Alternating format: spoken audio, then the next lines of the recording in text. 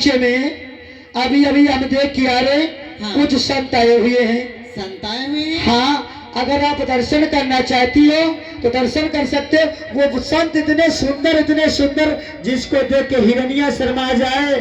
और भैया हाँ। बहुत सुंदर सुंदर कथा भी कहते हैं संत लोग। अच्छा, कथा भी कहते हैं? हाँ, अगर आप कथा सुनना चाहती हो तो आप जा सकती हो, कथा सुनाती हो। महाराज, हाँ, मैं कथा सुनूंगी। बहुत अच्छी बात है। तो अपनी बिटिया मीरा को बुलाओ और उससे पूछ लो, उसके बाद फिर आप हो अकेली जाओ या आप उनकी बिटिया को संग में लेके जाओ, जैसी बात हो वैसे करना। अकेली? अरे बेटी मीरा कहाँ गई? आ रही हूँ माँ। कहाँ है? जल्दी आ बेटा। कहो, किस लिए बुलाया है भैया मुझको? देखो बेटी मीरा, देखो बेटी मीरा, अपने बगीचे में कुछ संत आए हैं। क्या कहा? संत आए हैं।